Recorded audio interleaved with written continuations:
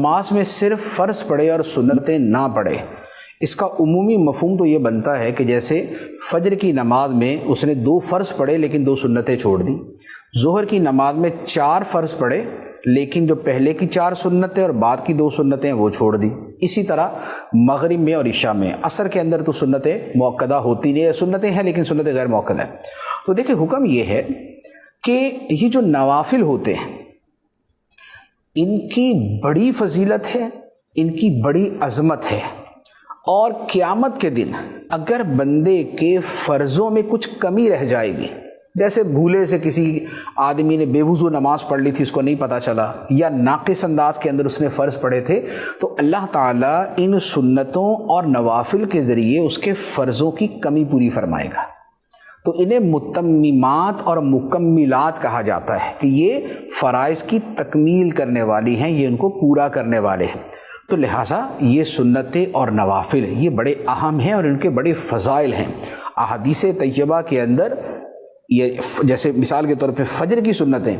اس کے بارے میں تو یہاں تک فرمایا گیا ہے کہ اگرچہ دشمن کے گھوڑے تم پہ حملہ بھی کر دے تب بھی یہ سنتیں ادا کرو، فجر کی سنتیں۔ اور جو باقی سنتیں ہیں ان میں بھی اپنی اپنی ان کی فضیلتیں بیان کی گئی، اور نبی پاک صلی اللہ تعالیٰ علیہ وسلم کا وہ معمول تھی، حتیٰ کہ نبی پاک علیہ السلام سفر و حضر میں یہ سنتیں ادا فرماتے تھے۔ تو لہذا سنتیں اور نوافل ترک نہیں کرنے چاہیے۔ اچھا، اب یہ ہے کہ بالفرض اگر کوئی ترک کرتا ہی ہے تو اس پہ حکم شرعی کیا ہے؟ تو اس کا جواب یہ ہے کہ جو نوافل ہیں یا جو سنتیں غیر مؤکدہ ہے، اگر ان کو ترک کرتا ہے تو وہ گناہ گار نہیں ہے، ایک فضیلت کا عمل تھا اس نے چھوڑ دیا۔ لیکن اگر سنت مؤکدہ ترک کرتا ہے، سنت مؤکدہ کون سی ہیں؟ ظہر سے پہلے، فجر سے پہلے کی 2، ظہر سے پہلے کی 4 اور ظہر کے بعد کی 2، مغرب کے بعد کی 2 اور عشاء کے بعد کی 2۔ تو یہ سنتیں جو ہیں یہ سنت مؤکدہ ہے۔ اور جمعے کے اندر یہ ہوتا ہے کہ جمعے سے پہلے کی 4 اور جمعے کے بعد کی 4، وہ سنت مؤکدہ۔ تو اب اگر جو سنت مؤکدہ کا تاریخ ہے تو اس کے بارے میں حکم یہ ہے کہ اگر کوئی ایک آدھ مرتبہ کبھی کبھار چھوڑ دی تو اس پر گناہ نہیں ہے۔ ہاں، اس سے پوچھا جائے گا کہ کیوں چھوڑی، یعنی کہ اس سے پوچھ گچھ ہوگی، سرزنش ہوگی، لیکن اس پر گناہ نہیں ہے۔ لیکن اگر سنت مؤکدہ کے ترک کی عادت بنا لے کہ بار بار چھوڑتا ہے، بار بار چھوڑتا ہے، تو یہ جو سنت مؤکدہ کا ترک ہے یہ گناہ ہے، پھر اس پر گناہ ہوگا، اور پھر گناہ جو ہے وہ بہرحال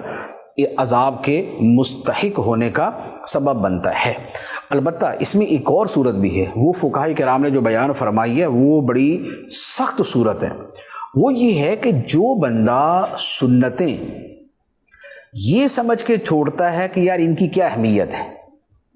تو اس پر فقہاء کرام نے کفر کا حکم دیا ہے کہ اس نے سنتوں کی تخفیف کی ہے، توہین کی ہے، انہیں معمولی اور ہلکا سا سمجھا ہے، تو اس پر بڑا سخت حکم ہے۔ اب جو لوگ عادتاً سنت مؤکدہ ترک کرتے ہیں، نہ نفل پڑھنی، نہ سنت غیر مؤکدہ، نہ سنت مؤکدہ، اور بس فرض، تو جو بالکل ہی ایسا معمول بنا لے تو ان کے بارے میں بڑا اندیشہ ہے کہ کہیں یہی وہ ہلکے پن والا اور یہ اس طرح کا ان کے دل کے اندر معنی و مفہوم نہ ہو کہ جس کے اوپر اتنا سخت حکم لگتا ہے۔ تو لہذا سنت ترک نہیں کرنی چاہیے، بلکہ یہ جو 12 سنتیں مؤکدہ ہیں ان کو ادا کرنے پر جنت کی بشارت ہے، اور انہیں ترک کرنے پر شفاعت سے محرومی کی وعید ہے۔